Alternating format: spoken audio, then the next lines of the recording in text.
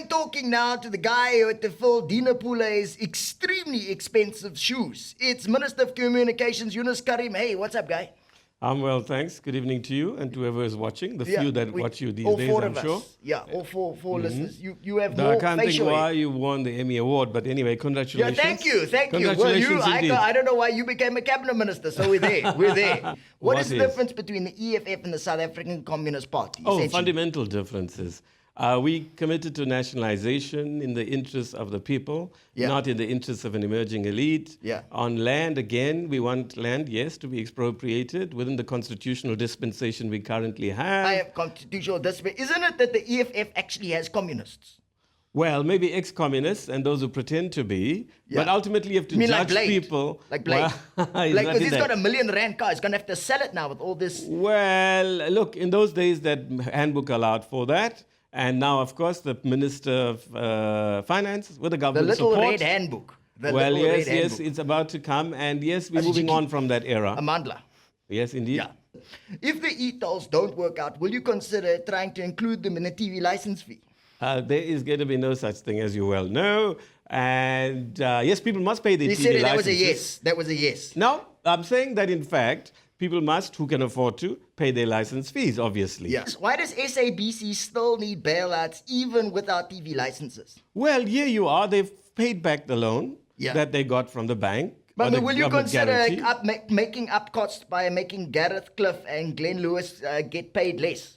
Well, that's not for me to decide. You must decide. You must decide. That's not my role. If I do, you'll be the first to say, Chester, government and political interference in the SABC, which is what we don't want. How dare you, agent? Decides that. You agent, he's putting words in my mouth. Only Lois Ogola is allowed to do that. Oh, I see, indeed, yes. Apparently, the recent audit of the SABC could not account for 1.5 billion rands of expenses. I mean, how much do you have to lose before it becomes a little bit awkward? Yeah, well, firstly, there are various things being done to flow from the Auditor General's recommendations. The figures were explained by the SABC. Part of it has to do with technical infringement of the new way of recording and accounting. Part of it has to do with substantial losses. It's being addressed by government, that's Department of Communications and National Treasury, but that's the Auditor like General's office and the SABC. No, look, they already have an audit plan to respond to the Auditor General's recommendations. But what were they doing so far? What were they doing? They've they been just getting challenged, as you well know. and Sangoma to make guesses or what? No. This whole thing with sunshine journalism. Yes. For the president's sake, will you tell the weather reporter to stop mentioning the word shower, please? I think it's offensive. He says shower all the time, and it seems like he's mocking the president. Well, obviously it's not, and it's good that we have rain, and it's summer, and that's what we need for our crops. But do you agree with sunshine journalism in any way? Well, I believe in balanced journalism. I think the journalism overall is too negative.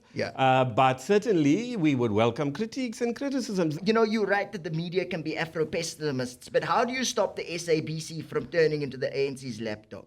I was going to say the ANC's but that would be offensive. No. Look, I've repeatedly said publicly, you might have gathered, that the SABC serves the public. If they serve the public, given that the public in large percentages votes for the majority party, in a way, they're also serving the majority party without directly serving the government or the ANC of the day. Okay. Right, so I mean, this issue is always contested. In any democracy, the public broadcaster becomes a tussle between parties standing for election. UK, you look in Europe and so on. There's nothing peculiar to our country. But given that we're an emerging democracy, it takes a good point. So what's the big deal? That's invariably a tussle. What would you say if I could What's wrong with that? If I could prove the SABC is having ANC people put words in their mouths? I can prove it now. Oh, please.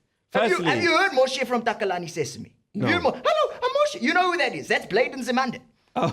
Deny it. I knew it. Have you heard DJ Sboo? Do you know who that is? No, that's Gwede Montashe. All right. The SABC's in-house choir costs the SABC $2 million a year. Yes. Will you cancel the choir to pay for Dina Poule's legal fees?